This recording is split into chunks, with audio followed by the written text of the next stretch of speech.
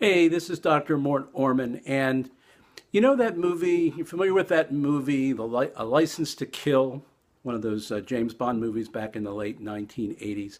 Most people familiar with that. I wanted to talk to you today about another kind of license, and it's a license I call the license to criticize, blame, and abuse. Now, sometimes we call this license by other names. For example, sometimes we refer to it as a marriage license. Sometimes we refer to it as the license that comes along with being a parent.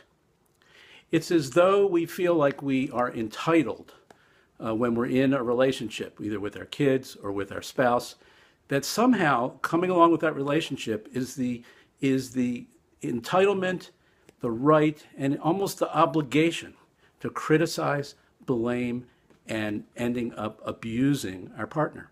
It is really a deadly, deadly pattern that destroys a lot of really good relationships. And it's the kind of thing that we don't even notice it as we're doing it, but it happens all the time. It pervades many of our communications. A client of mine and a fan who's really enjoyed some of my writings sent me a book the other day called Beyond Blame by Carl Alasko. Really an excellent book. And in this book, he talks about how pervasive blame is and how automatic it is and how destructive it is to our relationships and how a lot of times we blame out of good intentions. We're trying to curb behaviors that we think are damaging or potentially damaging. We're trying to improve somebody's performance or keep them from getting into trouble. Or when it comes to kids, where we have a lot of anxieties about how our kids are going to grow up, so we criticize them and blame them.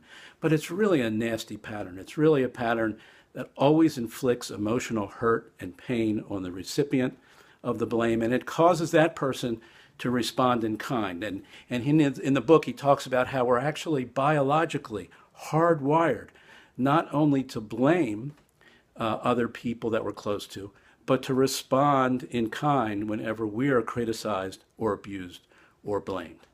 So it's a pattern that you ought to pay more attention to. It feels like it's something we're supposed to be able to do and we should be able to do in our relationships, but it really is very similar. It's a license to kill your relationship is really what it is. So if you look at it that way, maybe you'll do a little less of it. This is Dr. Orman. Talk to you later.